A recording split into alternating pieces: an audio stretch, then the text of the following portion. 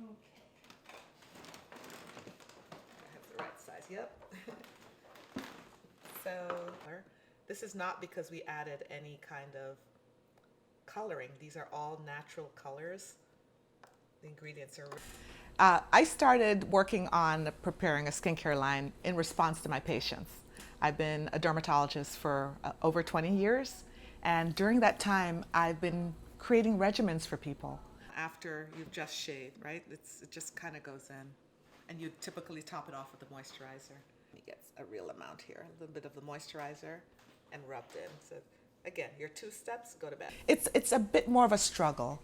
The door is not open widely for you to enter. You have to really prove yourself, more proving of concept, proving that you are worthy of consideration. It just requires more.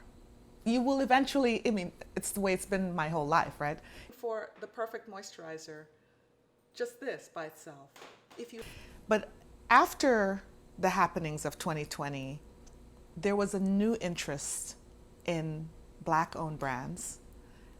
By that time, I had already launched. I was selling, just moderately though, you know, it's a very limited population.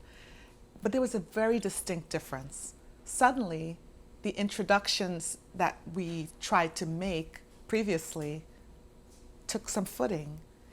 No, I can sleep on plenty. Oh, you couldn't, because you slept this time. Oh, okay. That's the whole point of taking a red eye, so you could sleep. Yeah, it was like mid. Kristen's been doing our fulfillment. Oh, really?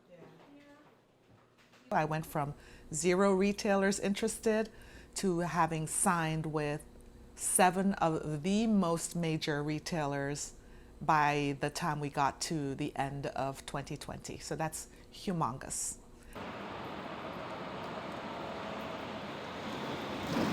The killing of George Floyd, the BLM movement, really, I think it did ignite something, you know, in all Americans, that it's just, you know, we need to do more.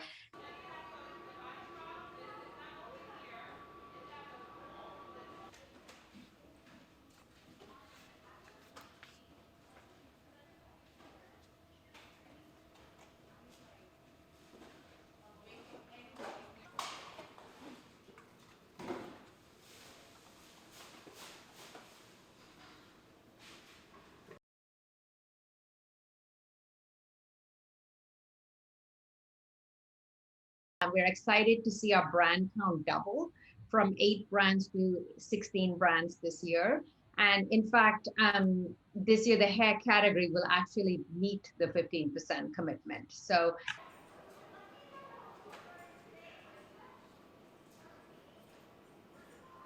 the equity issues begin from the company level themselves. For Black women-owned businesses that are interested in even breaking into the beauty industry, they often have difficulty raising capital to even get their products to market.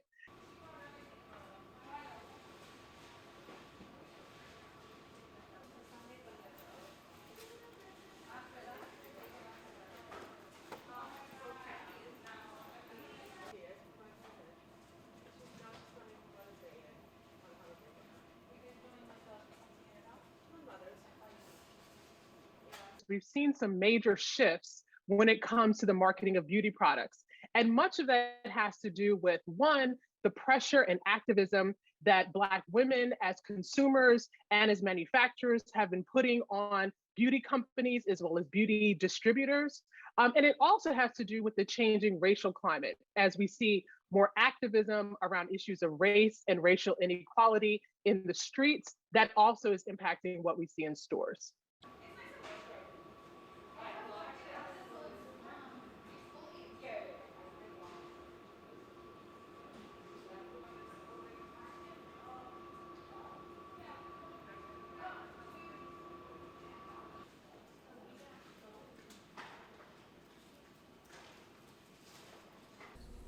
It feels, at least at the outset, to be something that is an honest attempt to correct a wrong.